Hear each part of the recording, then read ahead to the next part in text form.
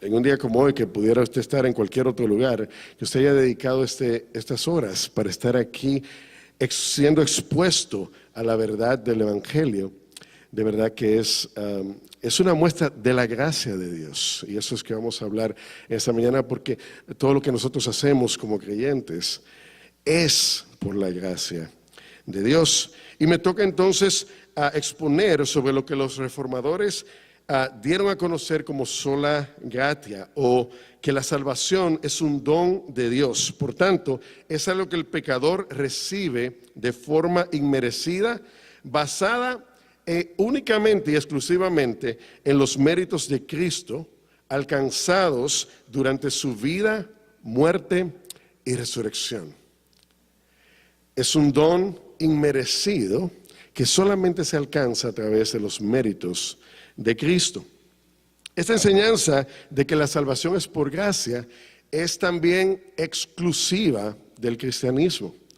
Usted puede estudiar todas las religiones del mundo y usted no va a encontrar religiones actuales o religiones antiguas donde la salvación no fuese ganada por tu comportamiento o por rituales que tú tienes que cumplir, o por reglas que tú tienes que cumplir, o por cosas que tú tienes que dar, o cosas que tú tienes que dejar. Solamente el cristianismo enseña que la única obra que te salva es la obra del mismo Dios, que es Dios el que salva y que es un regalo gratuito, por el cual nada que tú y yo podamos hacer puede pagar. Es algo que inmerecidamente nosotros hemos recibido. Esta enseñanza de que la salvación es por gracia es de suma importancia, fue de suma importancia para Martín Lutero, para Juan Calvino y los demás reformadores hace 500 años, y lo es para nosotros en el día de hoy. La salvación por gracia solamente es una doctrina vital, porque si la rechazamos o la distorsionamos, nosotros terminamos rechazando o distorsionando el único evangelio que tiene poder para salvar. Es tan vital esta doctrina. Si usted la mal entiende, si usted la mal enseña, si se puede decir de esa manera, usted va a terminar como Pablo le decía a los Gálatas. Si usted recuerda la amonestación de Pablo a los Gálatas, usted va a terminar predicando otro evangelio, porque el evangelio de Cristo no es por obras, es por gracia. ¿Sabías? Como dije anteriormente, no hay ninguna otra religión que enseñe que la salvación es un regalo, en el cual usted no tiene que hacer nada para recibirlo, o no puede hacer nada, porque es que no hay nada que usted pueda hacer que pueda pagar, que pueda borrar sus pecados. No hay ningún tipo de nada, ni la ley pudo hacerlo en el Antiguo Testamento, porque humanamente era imposible cumplir todos los puntos de la ley.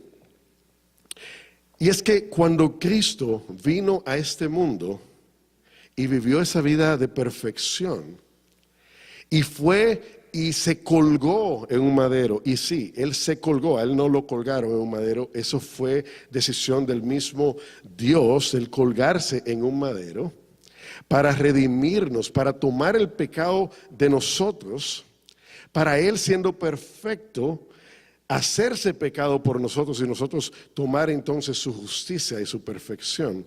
Cuando Cristo dijo ahí en la cruz antes de morir, tetelestai, o consumado es, todos nuestros pecados fueron pagos. La deuda fue saldada. Ya no hay condenación para los que están en Cristo. Amén. A mí me gusta, y en las redes yo siempre hablo acerca de la gracia escandalosa, y a veces la gente me dice, oye, pero ¿qué es eso del escándalo de la gracia? Y una vez alguien me dijo, oye, pero eso es como medio blasfemia, porque ¿cómo que la gracia es un escándalo? Tú estás hablando de Dios, estás hablando de... Pero, escucha hermano, cuando Dios actúa en la vida de un pecador, de un infeliz pecador, y eso cantábamos anteriormente, de alguien que no tiene que su pecado está sumido en su pecado, que la gente lo conoce como pecador, que la gente lo conoce como mala persona. Cuando Dios obra en la vida de esa persona y el Espíritu Santo lo transforma a una nueva criatura, eso es un escándalo. Causa un escándalo, porque es que la gente te va a decir, oye, pero ¿qué es eso? Es imposible que Emanuel haya cambiado, porque yo lo conozco de chiquito. Emanuel no, en realidad, no, eso es mentira, ¿qué es lo que va a cambiar? Eso es allantando en buen dominicano que le está. Y si hay alguien que puede hablar de la gracia de Dios con autoridad, es el apóstol Pablo. Un hombre que perseguía y martirizaba a la iglesia de Cristo y del cual Dios tuvo una misericordia extrema camino a Damasco. Y esa experiencia de Pablo o de Saulo al encontrarse con Jesús, cuando Jesús le dice a Saulo, ¿por qué? ¿Por qué tú me persigues? Camino a Damasco. Eso fue una muestra de esa gracia escandalosa. Sí, escandalosa. Porque mire, difícilmente nosotros hoy en día aceptáramos la predicación, la exhortación y enseñanza de alguien con el pedigrí y la mala fama de Saulo de Tarso. Imagínese usted, nosotros hoy lo aceptamos y damos gloria a Dios por su vida y por su testimonio 2000 años después, pero imagínese la gente en ese entonces que había estado huyendo por causa de las persecuciones de Saulo de Tarso, que de momento dice, oye, escuché que Saulo está, ahora se llama Pablo y él está fundando iglesias y predicando a Cristo. Entonces, pues está loco.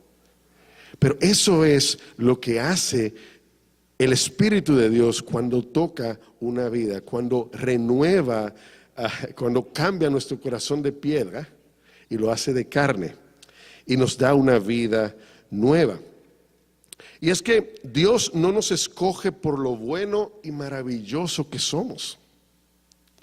Dios nos escoge por lo bueno y maravilloso que Él es. Y ahí es que nosotros tenemos que llegar a ese entendimiento de que no hay nada que nosotros tengamos en nosotros mismos que nos haga a nosotros merecedores del favor de Dios.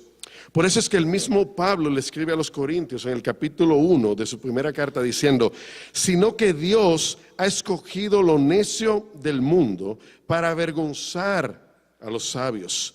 Y Dios ha escogido lo débil del mundo para avergonzar a lo que es fuerte. Y lo vil y despreciado del mundo ha escogido Dios lo que no es, para anular lo que es, para que nadie se jacte delante de Dios. Amén. Bueno, esa fue mi introducción. Ahora empiezan mis 40 minutos.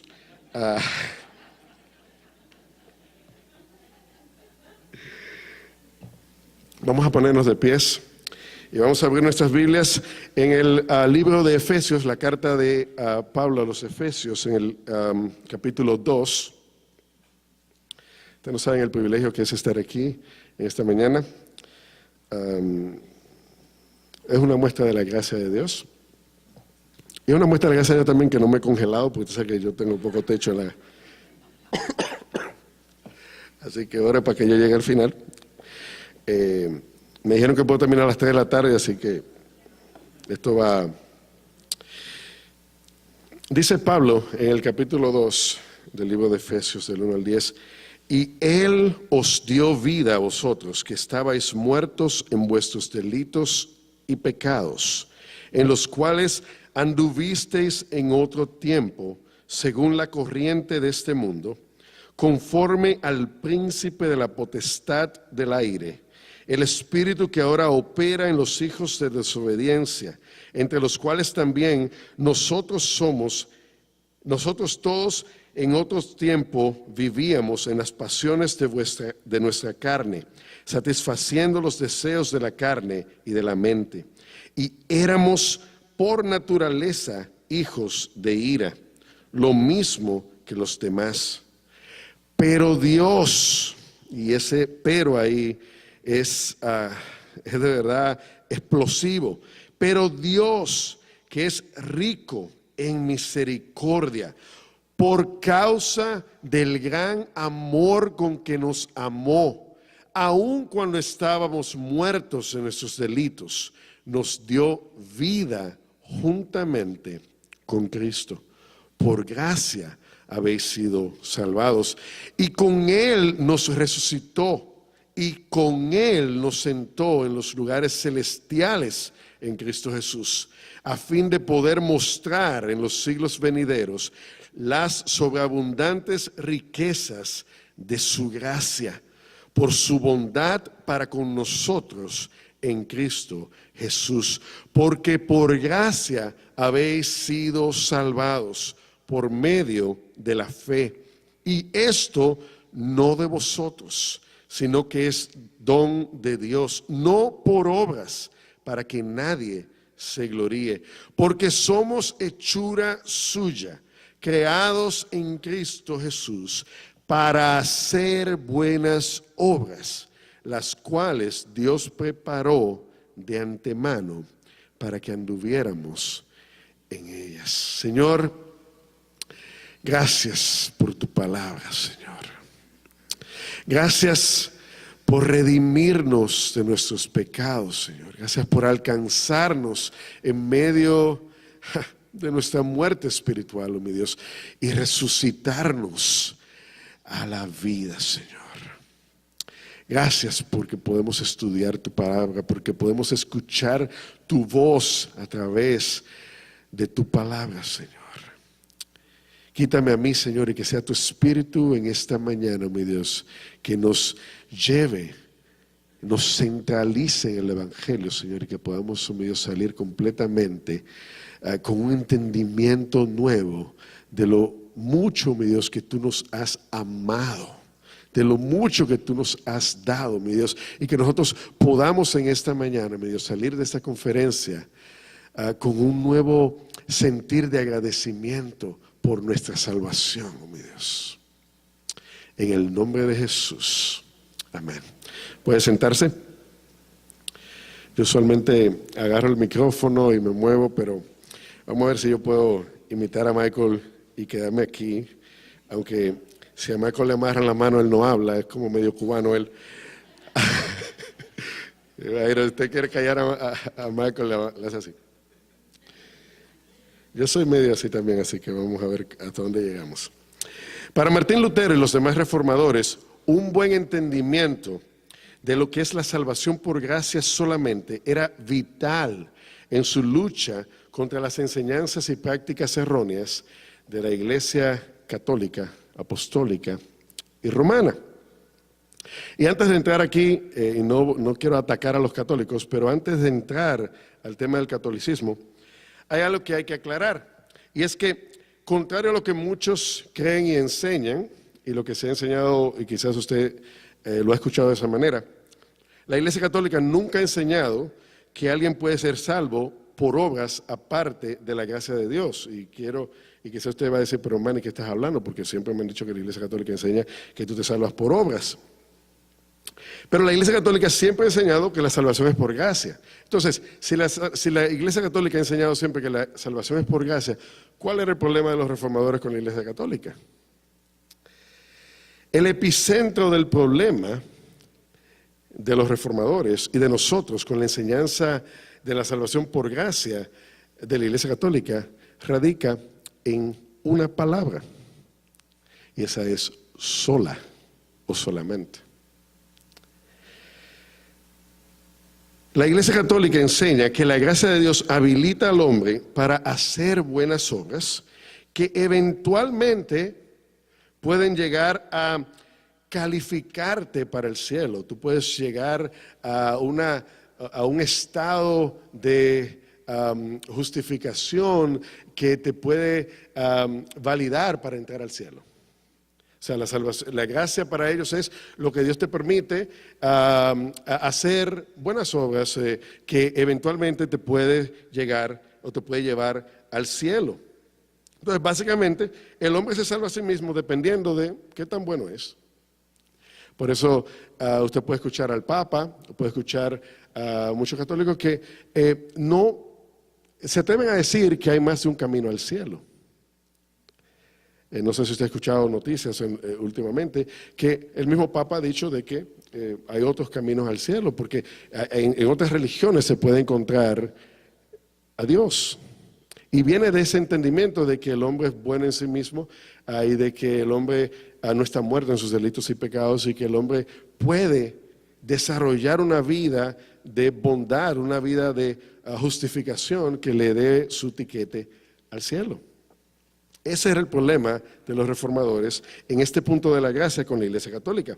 La Biblia enseña todo lo contrario. Una persona que ha recibido la salvación gratuitamente, por gracia solamente, a pesar de sus pecados, va a hacer las buenas obras que Dios preparó de antemano para que anduviera en ellas. Pero estas obras no son para ganarse la salvación. Estas obras son solamente una evidencia de la salvación. Entonces, nosotros los creyentes hacemos buenas obras en nuestro proceso de santificación como una evidencia de esa gracia que Dios voluntariamente nos dio.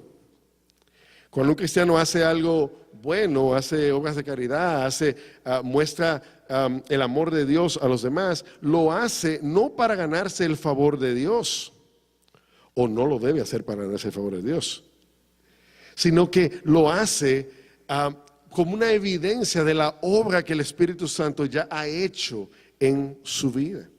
Y por eso empieza a reflejar el fruto del Espíritu Santo. Los reformadores defendían la enseñanza bíblica de que la salvación es del Señor de principio a fin, que el hombre no tiene ningún mérito en ella, que es un regalo de Dios inmerecido, que no hay nada que el hombre pueda hacer para ganarse la salvación, que si no es por la obra unilateral del Espíritu Santo, transformando un corazón de piedra en un corazón de carne, nadie, absolutamente nadie, fuera salvo. Usted y yo no estuviéramos aquí en esta mañana, sino es porque un día el Espíritu Santo le quitó el velo. Y usted vino de pensar que el Evangelio era una locura a decir ahora, ¿y por qué yo esperé tanto? Tanto que me lo dijeron. ¿Y qué pasó? ¿Por qué yo no veía lo que ahora yo veo? Esa es una muestra de la gracia de Dios. Amén. Hay algo que, ya usted está notando la diferencia entre la enseñanza de la Iglesia Católica en cuanto a la gracia y lo que nosotros, la Iglesia Evangélica Reformada, cree y enseña.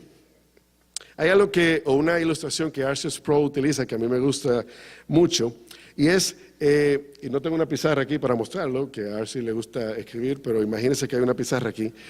Pero él dice, esta es la fórmula católica para ganarse el cielo. Fe más obras, tiquete para el cielo. Justificación. Gracia más méritos, entra al cielo. Justificación. Cristo más yo y mi justicia inherente o mi justicia que está en mí, me da entrada al cielo. ¿Se da cuenta de lo antibíblico que eso es? Nuestras obras, méritos y justicia inherente son incapaces de salvarnos. Las únicas obras que cuentan para nuestra salvación son las de ¿quién? Las de Cristo. Amén. Por eso cuando él dijo consumado es, se acabó, se finí, más nada. Pablo le dice claramente a los efesios, porque por gracia habéis sido salvados por medio de la fe, y esto no de vosotros, sino que es un don de Dios, no por obras, para que nadie se gloríe. ¿Usted se imagina a alguien en el cielo diciendo, mira lo que yo me gané, mira dónde yo estoy, mira cuánta corona yo tengo, mira la mansión que me dieron, a los que creen que allá le están haciendo una mansión a todo el mundo? Me imagino que hay gente que llega que la tienen así como cuando te dice, mira, tú pones un cuadro en tu oficina, una foto de lo que tú quieres, y te concentras todos los días y lo miras y lo visualiza y lo reclama. Imagino a gente que tiene tremenda mansión en su oficina con 4 carros voladores y todo, de que lo que se van a ganar cuando lleguen al cielo. Hermanos, nada que nosotros hagamos aquí nos va a dar entrada al cielo. Es lo que Cristo hizo por nosotros. Amén. En 1 Corintios capítulo 15, versículo 10, Pablo declara: pero por la gracia de Dios soy lo que soy, y su gracia para conmigo no resultó vana. Antes bien, he trabajado mucho, mucho más que todos ellos, aunque no yo, sino la gracia de Dios en mí. Pablo entendía que lo que él lo era en Cristo, que él no estamos hablando de alguien que subió al tercer cielo, y no los que cantan, estamos hablando del tercer cielo, y no escribió de lo que vio, no como ahora que todo el mundo se sueña que está en el cielo y escribe un libro y se gana millones de dólares. Pablo no escribió, tanto que escribió en la Biblia, y él no describió lo que él vio en el tercer cielo. Pero Pablo decía: todo lo que yo soy, todo lo que yo hago, es solamente por la gracia de Dios, no por mis méritos, no por lo diligente que yo soy, no por lo estudiado que yo soy, no porque yo soy la niña de los ojos de Dios y porque Él me mima y Él me ama. Es verdad que Dios nos ama, es verdad que Dios nos cuida, es verdad que Dios nos protege. Pero no es por lo bueno que nosotros somos, es por lo bueno que Él es. Amén. Bueno, voy por la tercera parte de la tercera de atrás para adelante me quedan 3 partes. No, perdón. Por eso es que Lutero y otros lucharon en contra de las enseñanzas católicas, por ese malentendimiento de que uno necesita hacer buenas obras para estar en buenas con Dios. De que uno necesita hacer buenas obras para llegar al cielo. Y en la Biblia podemos ver también, antes de los reformadores, quienes vivían autojustificándose por sus buenas obras. Váyase atrás a los fariseos. Los fariseos pensaban que ellos eran perfectos porque ellos seguían la ley al pie de la letra según su entendimiento. Y ellos miraban por arriba, no por arriba del hombro, ellos lo miraban desde arriba de su pedestal abajo, como el publicano, a los que no eran perfectos como ellos. Pablo está dándole por la cabeza a esa enseñanza, a esa creencia de que lo bueno que tú haces te da a ti una categoría espiritual por arriba de los demás. El único perfecto fue Cristo. Amén. Entonces, veamos, para que ustedes tengan entendimiento en la mente de Martín Lutero, lo que él pensaba acerca de esta enseñanza de gracia o de salvación por gracia solamente. Algunas citas. Lutero, predicando una vez, dijo: sí, querido amigo, primero debes poseer el cielo y la salvación antes de que puedas hacer buenas obras. Las obras nunca merecen el cielo. El cielo es otorgado puramente por gracia. Otra vez Martín Lutero dijo: la doctrina engañosa de las obras ciega los ojos del cristiano, pervierte una comprensión correcta de la fe y lo fuerza a alejarse del camino de la verdad y la salvación. De ahí que Pablo le dijo a los Gálatas: ¿quién los ha ustedes engañado? ¿Quién los ha hipnotizado? ¿Quién los ha embrujado? ¿Qué fue lo que le dieron de beber a ustedes? Que se han olvidado del evangelio como yo se lo prediqué. En otra ocasión Lutero dijo: Dios ciertamente prometió su gracia a los humildes, a los que lloran, a los que se lamentan de su condición de pecado.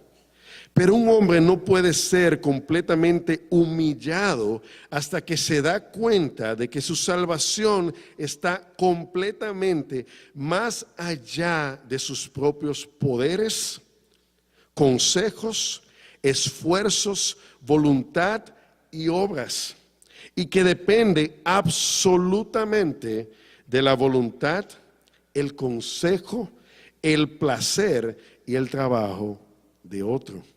Y ese otro es Dios. Hermanos, nosotros no obramos para recibir la gracia. Al contrario, la gracia es la única causa decisiva de nuestras obras. Pablo le dice a los romanos en el capítulo 11, versículos 5 y 6, y de la misma manera también ha quedado en el tiempo presente un remanente conforme a la elección de la gracia de Dios, pero si es por gracia, ya no es en base a obras. De otra manera, la gracia ya no es gracia. Y si por obras, ya no es gracia. De otra manera, la obra ya no es obra. Pablo lo tenía claro, de que no hay nada que nosotros podamos hacer para ganarnos el cielo. Y lo tenía tan claro que Pablo se va a un extremo. Muchos hoy en día, y a través de la historia han enseñado, como dije anteriormente, de que el hombre es bueno en sí mismo, de que el hombre es noble, de que el hombre puede alcanzar la santificación aquí en la tierra, de que el hombre puede, que le nace de él ser bueno, que Dios puede, que él puede congraciarse con Dios, que al hombre solamente hay que recordarle que él es bueno, que al hombre solamente hay que comprenderlo, hay que orientarlo, hay que disipularlo, que el hombre en realidad es bueno en sí mismo, que el hombre puede encontrar el camino para llegar a Dios por sí mismo. Pero notemos el énfasis que Pablo pone aquí cuando él escribe a los Efesios. Él hace un esfuerzo para que los efesios entiendan, y nosotros, por ende, de que nosotros sin Cristo estábamos como muertos espiritualmente, no enfermos, no ignorantes, no confundidos, no medio en la land. Nosotros estábamos muertos. Quien no tiene a Cristo está muerto espiritualmente. La única manera de que alguien que está muerto en sus delitos y pecados pueda ver la luz de Cristo, como usted y yo, si usted conoce a Cristo, la ha visto, es si el mismo Dios, por su gracia, interviene y lo resucita espiritualmente. No hay nada que un muerto pueda hacer, está muerto. O sea, Pablo utiliza esa no es una metáfora, él está haciendo una declaración de que nosotros sin Cristo estamos muertos espiritualmente. Por eso es que a los que están perdidos, el evangelio les es una locura. Tienen una venda en sus ojos. Es el Espíritu Santo que tiene que venir y quitar esa venda a través de la predicación de la palabra. Y entonces esa persona puede venir de las tinieblas a la luz, por gracia. Pablo dice, todos nosotros en otro tiempo vivíamos en las pasiones de nuestra carne, atiéndanse, él se está incluyendo, porque él sabía, él reconocía de donde él había venido, satisfaciendo los deseos de la carne y de la mente, y éramos por naturaleza hijos de ira. Eso es profundo. Éramos por naturaleza hijos de ira. Y usted no quiere estar de ese lado de la ira de Dios. Sin Cristo estábamos muertos espiritualmente y bajo la ira de Dios, condenados a una eternidad en el mismo infierno. Por eso decía anteriormente, cuando usted piensa en lo que Dios hizo por usted, y usted puede decir como el salmista, bendice alma mía al Señor y no olvides ninguno de sus beneficios. Y acuérdense que David todavía no había escuchado de Cristo morir en la cruz, pero David está hablando como si él tuviera el mismo entendimiento que usted y yo tenemos ahora, cuando él dice, recuerda del hoyo donde tú estabas y que Dios te sacó. David está proclamando la gracia de Dios en Cristo. Dice el pastor John Piper, solo por la gracia de Dios, pecadores, muertos espiritualmente, estando bajo la justa y santa ira de Dios, son redimidos por la muerte de Cristo y resucitados en Cristo, para que ahora Dios esté 100% a su favor y no en su contra por siempre. Pónganle atención otra vez a la cita. Solo por la gracia de Dios, pecadores muertos espiritualmente, eso éramos usted y yo, estando bajo la justa y santa ira de Dios, son redimidos por la muerte de Cristo y resucitados en Cristo, para que ahora Dios esté 100% a nuestro favor y no en nuestra contra, por siempre. Amén. El gran predicador inglés del siglo XIX, Charles Spurgeon, dijo una vez: la salvación debe ser por gracia. Y a mí me encanta cómo Spurgeon explicaba sus conclusiones. Él dice: si el hombre está perdido por el pecado, ¿cómo puede ser salvo excepto por medio de la gracia de Dios? Si ha pecado, el hombre está condenado. ¿Y cómo es posible que él por sí mismo pueda revertir esa condenación? Supongan que de momento él comienza y guarda la ley todo el resto de su vida, que él la pueda guardar todo el resto de su vida. Bueno, al final él solamente habrá hecho lo que siempre estuvo supuesto a hacer o a cumplir, y todavía sería un siervo inútil. Entonces, ¿qué ocurriría con su pasado? ¿Cómo pueden ser borrados sus pecados? ¿Cómo puede ser rescatado de su antigua ruina? De conformidad con las Escrituras y de acuerdo con el sentido común, solo puede ser posible por medio de la gracia de Dios, que es inmerecida.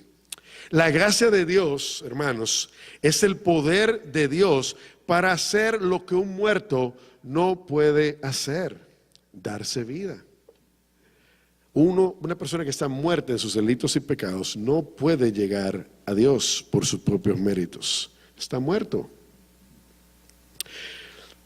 ¿Se dan cuenta de lo vital que es ese entendimiento de que la salvación es un acto exclusivo y unilateral del Espíritu Santo a favor de un pecador que está bajo la santa y justa ira de Dios? Cuando entendemos esa verdad, se nos quita un peso grande de encima. No sé cuánto se ha sentido de esa manera.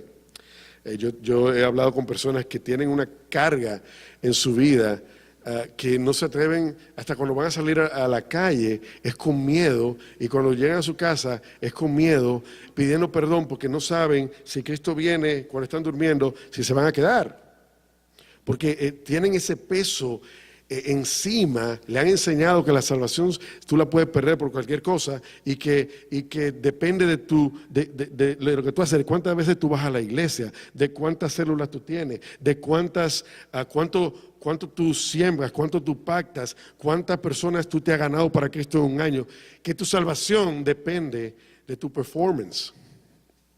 Y es una frustración, gente, cristianos, o algunos que se creen cristianos, que viven frustrados completamente porque es que no pueden measure up, no pueden llegar a la estatura, a lo que ellos creen que deben hacer para agradar a Dios, para ganarse el favor de Dios. Al contrario, cuando tú entiendes lo que Dios ha hecho por ti inmerecidamente y se te quita ese peso de arriba, ahora tú entiendes que somos libres para adorar y servir a Cristo, haciendo aquello, como dice Pablo, para lo cual fuimos creados. Amén. Y hacemos esto no para impresionar a Dios, sino para glorificarle, para honrarle, para que otros conozcan de la grandeza de Dios. Es la gracia de Dios, ese entendimiento de la gracia de Dios que te lleva a ti a cumplir con la gran comisión. Que tú puedes mostrarle a otro lo que Dios ha hecho en tu vida. No porque tú quieres ganarte el favor de Dios, porque tú sabes que la salvación es de Dios. A ti no te mandaron a convencer a la gente de pecado, a ti te mandaron a proclamar el evangelio y a dejar que el Espíritu Santo se encargue de quitarle la venda a esa persona. Pero tú lo haces porque tú has entendido esa gracia inmerecida que tú has recibido y tú quieres que esa persona, ese amigo, pueda llegar a ese mismo entendimiento que tú tienes ahora, no para tú llevarte la gloria, sino para que Cristo se lleve la gloria. Amén. Pablo dice en 2 Corintios capítulo 9, y Dios puede hacer que toda gracia abunde para vosotros, a fin de que teniendo siempre todo lo suficiente, en todas las cosas abundéis para toda buena obra. Ven cómo Pablo sigue poniendo la gracia primero y luego las buenas obras. La gracia de Dios es la única causa decisiva de una nueva vida en Cristo. Por eso fue que cuando Nicodemos fue donde Jesús a preguntarle qué debía hacer, estamos hablando que Nicodemos era uno de los principales en las sinagogas, o sea, alguien que para estar ahí iba en perfección, una vida en perfección, y le dice: Señor, ¿qué es lo que hay que hacer? ¿Cómo es que se llega al cielo? Explícame. Él quería ver, estaba medio pensativo, y Jesús le dice: bueno, tú tienes que nacer de nuevo. Qué choque tan grande para alguien que había vivido una vida de rectitud y que era considerado como alguien santo en esa tierra. Y el Señor le dice: no, espera, es que nada de eso que tú has hecho sirve de nada, tú tienes que nacer de nuevo, es borrón y cuenta nueva. Y eso de nacer de nuevo no es algo que viene de ti, tú no puedes. ¿Cuántos son padres aquí? Esos hijos no se hicieron solos. Ellos no dijeron: no, yo quiero salir en tal fecha. No, algo tuvo que pasar. Eso es lo que el Señor hace en nuestras vidas. Él nos amó desde la eternidad pasada. Romanos 8. Él nos llamó, Él nos predestinó, nos llamó. Y Él nos santifica y Él nos glorifica. Amén. Estoy casi terminando de la mitad. Sola gracia.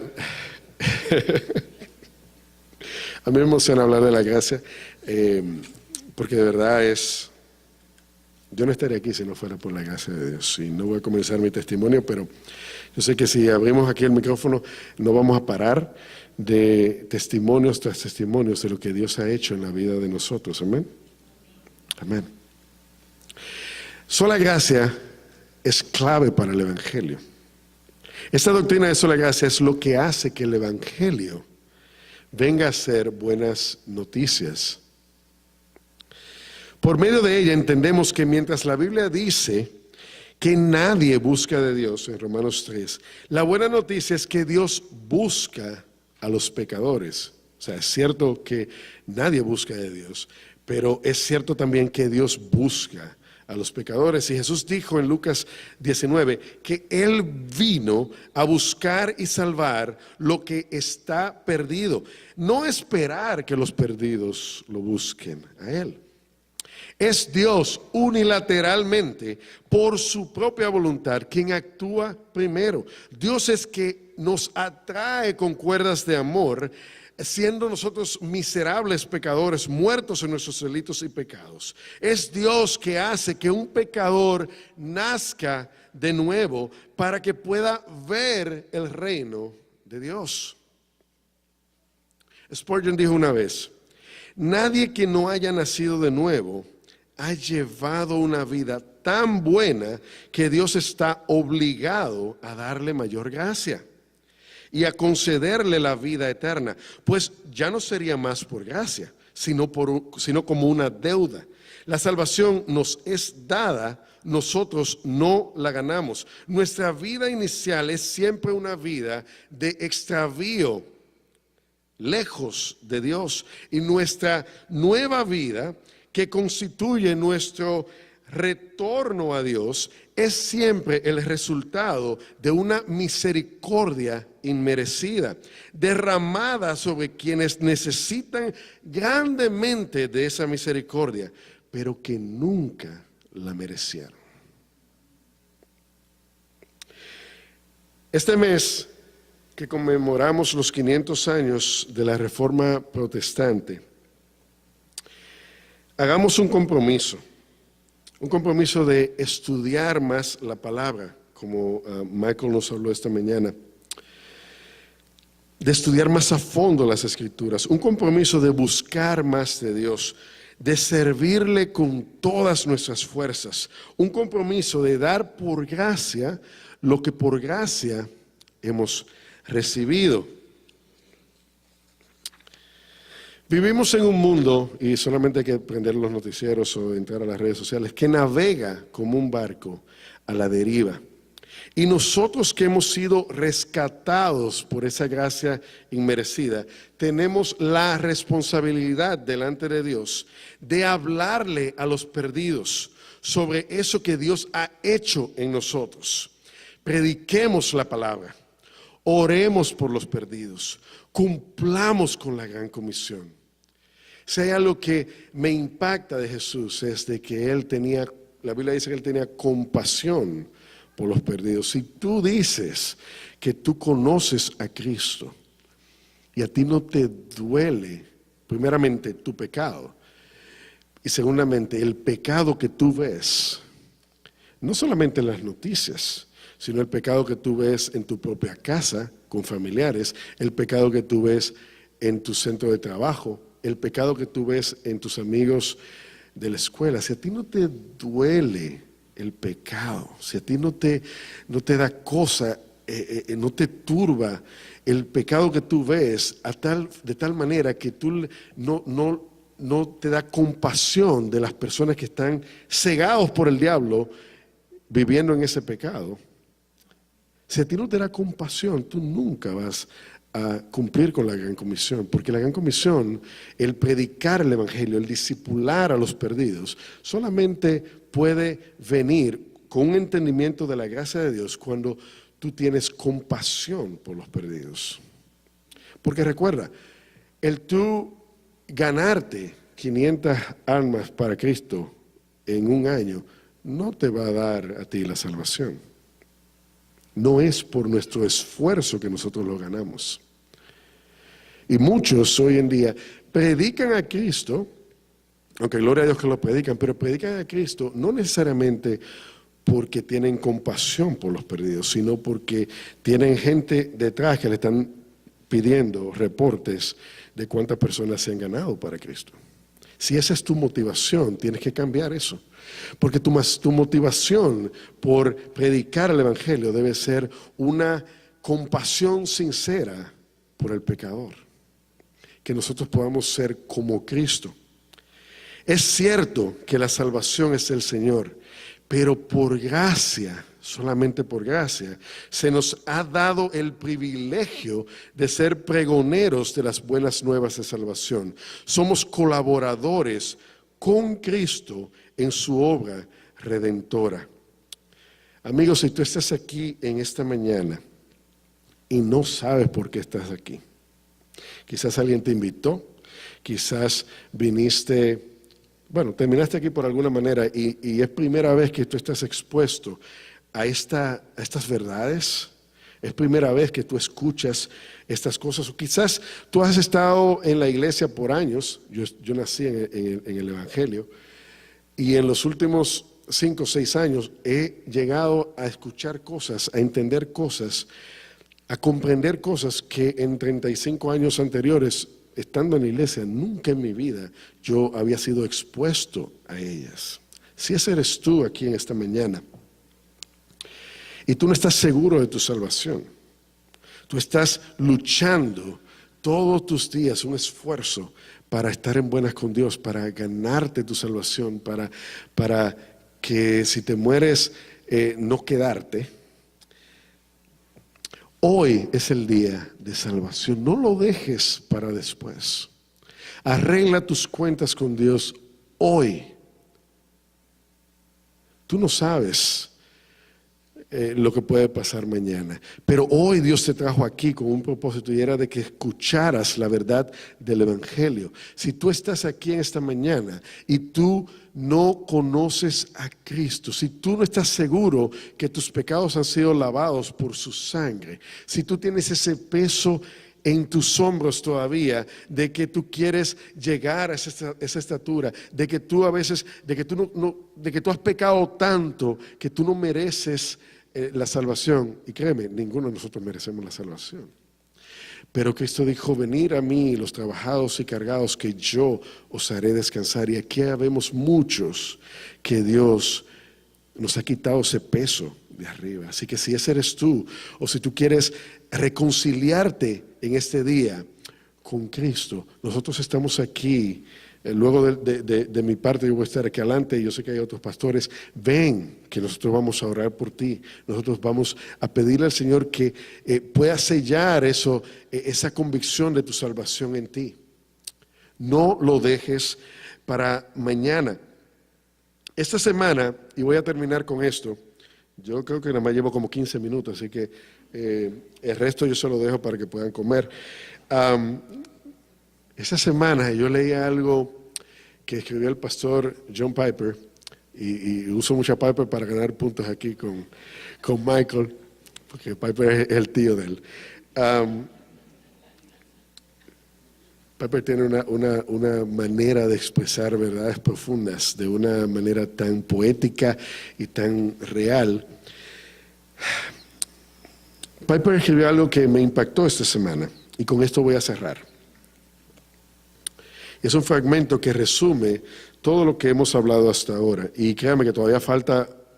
Lo que viene luego es poderoso. ¿Viste? No te rías. Pero Piper dice algo que encierra todo lo que es la sola gracia. Póngale cuidado, como dicen los colombianos, creo que dicen así, ¿no? Tengo todos los idiomas cruzados. Dice, escuche eso, dice: la gracia de Dios es todo para el cristiano. Solo por gracia Dios escogió a su pueblo antes de la creación. Solo por gracia Cristo escogió morir por su pueblo. Solo por gracia Dios hace que sus escogidos nazcan de nuevo para que sean nuevas criaturas. Y decisivamente es la gracia de Dios que nos lleva a la santidad. Nuestras acciones nos ganaron la muerte. Nuestras obras siguieron a Satanás. Estábamos muertos en nuestros pecados. María no pudo salvarnos. Los santos no pudieron librarnos. La ley no pudo justificarnos. Solo Dios. Amén. Qué maravillosa gracia, Señor. Adoramos tu nombre. Glorificamos tu nombre, Señor. Gracias, Señor, por morir en la cruz por nuestros pecados, Señor. Gracias, oh mi Dios, por cargar nuestros pecados en la cruz, por pagar la deuda que era imposible para nosotros pagar. Gracias, Señor. Gracias por tu amor inefable. Gracias, oh mi Dios, por el privilegio de llamarte Abba Padre. Gracias por el privilegio de conocerte. Gracias por el privilegio de poder hacer buenas obras para reflejar tu gloria, Señor. Señor, que lo que hemos aprendido hasta ahora en esta mañana pueda calar hasta lo más profundo de nuestros corazones, oh mi Dios, y que toda duda, que toda pregunta, que toda todo lo que no estaba claro, mi Dios, pueda ser aclarado por tu Santo Espíritu, mi Dios. Confírmanos, Señor, que somos salvos. Da testimonio al que tiene dudas en esta mañana, mi Dios, de que tú le has redimido, mi Dios. Gracias porque tú, oh mi Dios, siempre nos escuchas. Porque tú siempre estás presto a perdonarnos. Porque tu gracia es suficiente, Señor. Gracias, Señor. Gracias, Señor. Gracias, Señor. Ayúdanos a siempre tener un canto de gratitud en nuestra boca, oh mi Dios. Que nuestras vidas, oh mi Dios, sean una ofrenda de gratitud delante de tu trono, oh mi Dios. Que la gente pueda ver en nosotros, oh mi Dios, un reflejo de tu gloria, oh mi Dios. Que la gente pueda ver a nosotros, oh mi Dios, y verte a ti, Señor. Gracias, Señor. Gracias inmensas por todo lo que haces por nosotros y por la oportunidad, oh mi Dios, de abrir tu palabra y escuchar tu voz. En el nombre de Jesús. Amén.